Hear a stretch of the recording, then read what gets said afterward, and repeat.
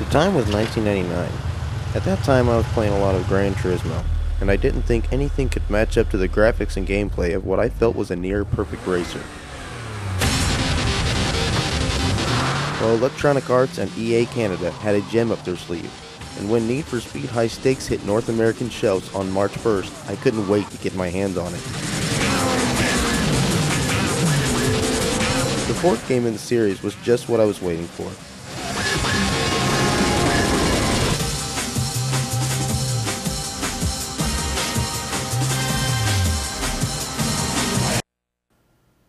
At first glance, I noticed the amazing graphics.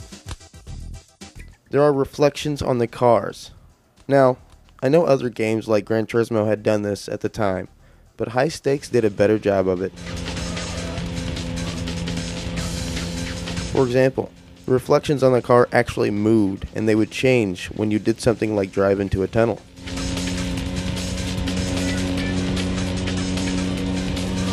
You can see the lights on top of the car.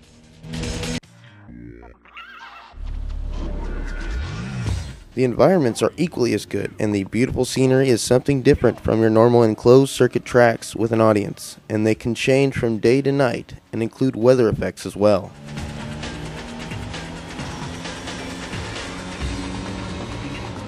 The car models are well done, and there's a good selection of them compared to previous Need for Speed titles. There's also a really cool showroom that gives you some car facts as well as a description of the vehicle. It's great if you're a car lover. Just check out the showroom for the Mercedes SLK 230. Mercedes-Benz has built many legendary sports cars over the years, from the famous 1928 SSK to the classic 1954 300SL Gullwing. But the all-new SLK 230 is possibly the most innovative of them all. 3, 2, 1. When it comes to driving, I felt like this game was one of the easiest to pick up and learn quickly. I've never had an issue with the steering, but this is one of the few games on the PlayStation I actually had to use the brake on.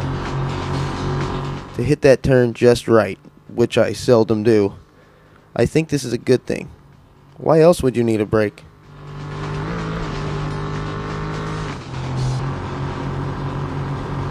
Now, let's talk about the music. I used to love it to death, and I still enjoy it to this day.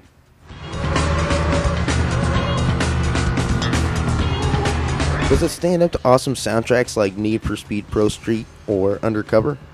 No. But with the limitations of the game CD media format, I think it was a pretty good selection of thumping techno and electronically sampled beats for the time.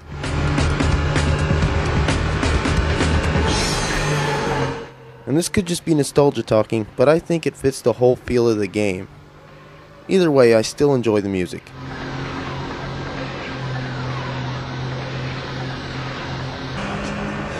The sound effects are well done, and each car has its own distinct engine sound. Going back and reviewing this game, I noticed some things I never did playing it the first time around when it came out. Like the frame rate. Even playing this on my PlayStation 3, the frame rate is bad, but it's still playable. Another thing I noticed is how hard this game can be. Granted, I suck at video games in general, but I've always considered myself to be alright at the Need for Speed games. And this one still gives me a problem to this day. You've got a top time for this track.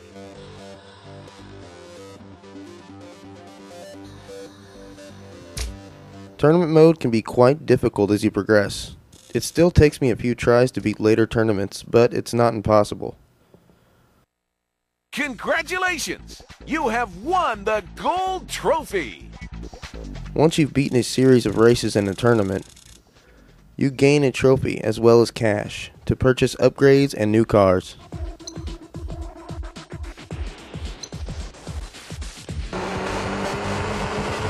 This game also includes a hot pursuit cop chase mode where you take down speeders with spike strips, roadblocks, and a whole police force at your disposal. Copy. Contact confirmed. Unit 45, engage pursuit. Roger that. Beginning pursuit. You can also choose to be on the run from the cops, which is equally as fun.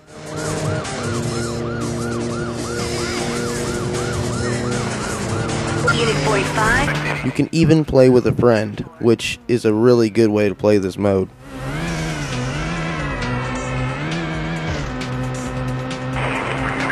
Unit 20, this is 25. I'm going. You can also race a friend for pink slips, which is where the name High Stakes comes in.